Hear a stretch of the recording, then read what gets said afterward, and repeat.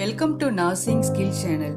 So இன்னைக்கு 46 வயதுக்கு மேல் உள்ள பெண்கள் தங்கள் உடல்நிலை எப்படி பாதுகாப்பாக வச்சுக்கணும் அதை பற்றி பார்க்கலாம். ஸோ அந்த வயசில் அவங்களுக்கு அந்த ஏஜில் ஹார்மோன் மாற்றங்கள் நிறைய நடக்கும். அதனால் மெனோபாஸ் ஸ்டேஜில் இருப்பாங்க அவங்க. ஸோ அந்த டைமில் அவங்களுக்கு எலும்பு மற்றும் தசை ரொம்ப பலவீனமாக இருக்கும். மன அழுத்தம் ரொம்ப அதிகமாக இருக்கும்.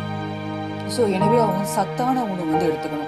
நல்ல உடற்பயிற்சி பண்ணணும், சத்தான உணவு எடுத்துக்கணும், மருத்துவ பரிசோதனை பண்ணணும். முக்கியமாக ஊட்டச்சத்து நிறைந்த உணவுகள்லாம் அவங்க எடுத்துக்கணும்.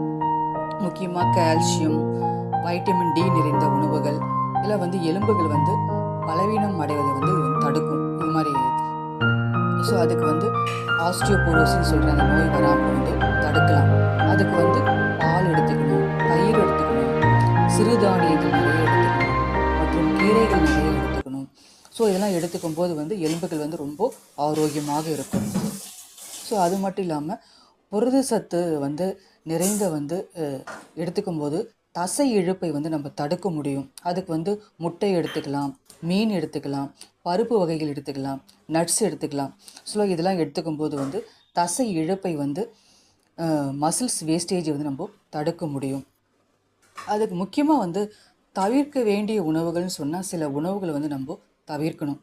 முக்கியமாக என்ன உணவுகளை தவிர்க்கலாம்? அவங்க சுகர், நிறைய ஒயிட் சுகர் எடுத்துக்கிற உணவு தவிர்க்கணும். அப்புறம் பதப்படுத்தப்பட்ட உணவு எடுத்துக்கூடாது, ப்ராசஸ் பண்ண உணவு எடுத்துக்கூடாது. அதிக உப்பு எடுத்துக்கிறது அவாய்ட் பண்ணணும், குறைக்கணும். அது என்னென்ன பண்ணணும்னு சொல்லி பார்த்தீங்கன்னா, உடற்பயிற்சி பண்ணலாம், எப்போதும் சுறுசுறுப்பாக இருக்கணும். அதுக்கு எடை தூக்கும் பயிற்சி பண்ணலாம். அப்புறம் அதுக்கடுத்து நெக்ஸ்ட்டு யோகா பண்ணலாம். ஏரோபிக் எக்ஸசைஸ்ன்னு சொல்லுவாங்க. ஒரு 30 மினிட்ஸ் வாக்கிங் பண்ணலாம். ஸோ இதெல்லாம் பண்ணும்போது உடல் ரொம்ப ஆரோக்கியமாக இருக்கும். கட்டாயம் மருத்துவ பரிசோதனை அவங்க பண்ணிக்கணும். ஸோ முக்கியமாக மாதவிடாய் சுழற்சி நின்று போகும், மெனோபாஸ் நிலையில் இருக்கும் காலகட்டத்தில். ஸோ அதனால் ஒரு மருத்துவ பரிசோதனை பண்ணிக்கணும். மகப்பேறு மருத்துவரை அணுகி அவங்க உடல் பரிசோதனை பண்ணிக்கணும். முக்கியமாக ஸ்கேன் பரிசோதனை பண்ணணும்.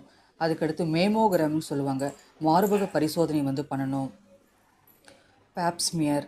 ஸோ இதெல்லாம் பண்ணி பார்க்கணும். இதெல்லாம் நார்மலாக இருக்கான்னு சொல்லிட்டு நம்ம அந்த டெஸ்ட்டு மூலமாக நம்ம அறிந்து கொள்ள முடியும். ஸோ அதுக்கடுத்து இதய ஆரோக்கியமாக இருக்கிறதுக்கு என்னென்ன பண்ணலாம்? பிபி, பிளட் ப்ரெஷர் செக் பண்ணணும். அப்புறம் கொலஸ்ட்ரால் செக் பண்ணிக்கணும். ஸோ இதெல்லாம் பண்ணும்போது இதயம் ஆரோக்கியமாக இருக்கான்றதும் கண்டுபிடிக்க முடியும்.